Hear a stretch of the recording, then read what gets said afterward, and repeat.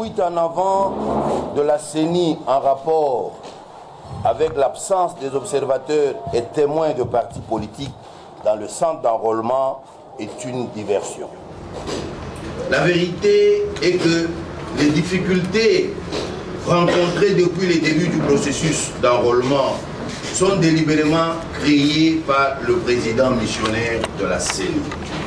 En fait, M. Kadima a planifié le chaos. C'est pourquoi il a fait fi de toute l'expérience accumulée des agents de la CENI en matière d'enrôlement d'électeurs lors de 3 derniers cycles. Il a même eu l'audace d'affirmer, sans aucun sens de responsabilité, que la CENI navigue à vue. De quoi douter du professionnalisme tant vanté de ce monsieur. Pour s'en rendre compte, il suffit de constater que 1. Dans la cartographie de la CENI, la répartition de centres d'enrôlement et des kits dans les 26 provinces du pays est disproportionnée par rapport au nombre d'habitants par province. 2. Le centre d'enrôlement et le nombre de kits réels ne correspondent pas à la cartographie publiée par la CENI. Certains centres répertoriés n'existent même pas. Et par contre, on a découvert des centres fictifs. 3. Plusieurs centres d'enrôlement du cycle électoral passé n'ont pas été repris dans la cartographie actuelle, ce qui pousse les populations à marcher plusieurs kilomètres pour trouver un centre d'enrôlement. 4. Les machines fournies par la société coréenne Miru System ne sont pas conformes aux prototypes et aux spécifications du cahier des charges. 5. La carte d'électeur est de mauvaise qualité et ne correspond pas non plus aux spécifications techniques. Dans certains bureaux, des noms sont complétés au stylo sur les cartes.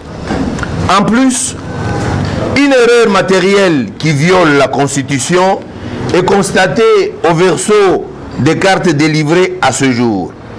En effet, la province de Mbongala, reprise au numéro 18 de la liste de provinces, n'existe pas en RDC. 6. La source d'énergie pour assurer la fonctionnalité efficiente des machines pose problème dans beaucoup de centres, avec comme conséquence à peine 30% de centres fonctionnent effectivement. 7. Il y a encore aujourd'hui des centres de l'ère opérationnelle numéro 1 qui ne sont toujours pas ouverts. D'autres n'ont pas atteint la vitesse de croisière. 8.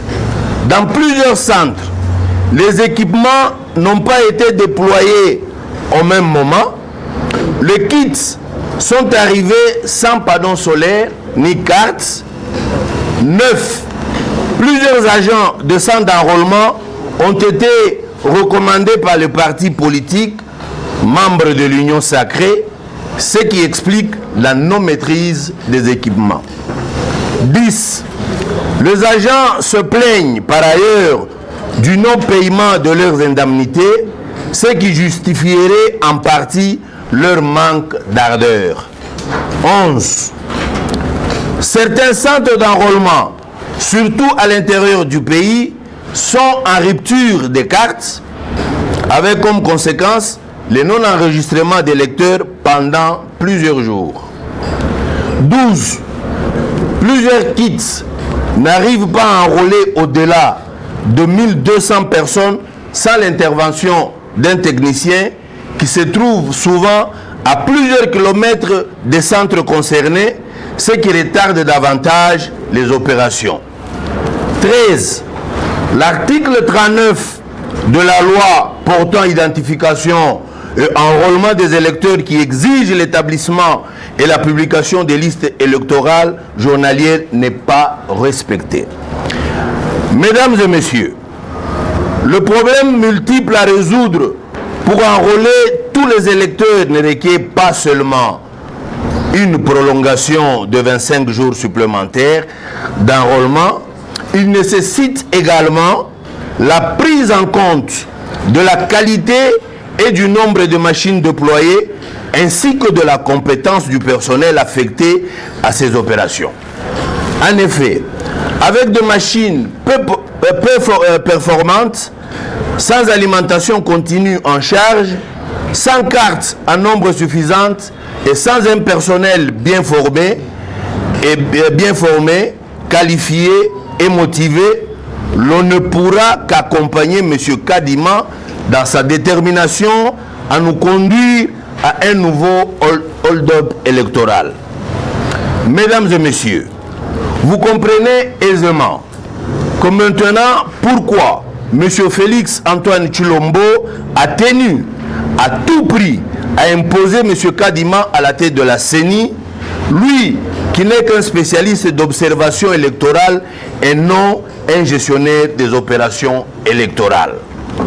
Dans notre prochain point de presse, nous allons élaborer davantage sur les manœuvres de fraude concoctées par M. Kadima. De ce qui précède, nous exigeons qu'un audit soit diligenté sur la gestion de M. Kadima en rapport avec tous les fonds décaissés en faveur de la CENI et des marchés conclus par elle. Nous demandons en outre qu'une enquête soit menée pour élucider le contour de l'accord conclu entre M. Kadima au nom de la CENI et la société Miro System. 3. Nous demandons à la population congolaise de continuer à affluer massivement dans le centre d'enrôlement pour se faire enrôler afin d'imposer un vrai changement lors des élections du 20 décembre 2023. 4. Nous remercions nos membres qui sont déployés sur le terrain pour les informations qu'ils nous fournissent sur le déroulement des opérations d'enrôlement en cours. Nous les encourageons à poursuivre sans désemparer le travail exceptionnel de monitoring qu'ils font sur le terrain en vue de contrer la fraude en préparation. Cette fois-ci ou jamais, ezali likambo ya liso likolo ya liso. Que Dieu bénisse la RDC et son vaillant peuple, fête à Kinshasa le 27 janvier 2023, la Coël. Je vous remercie.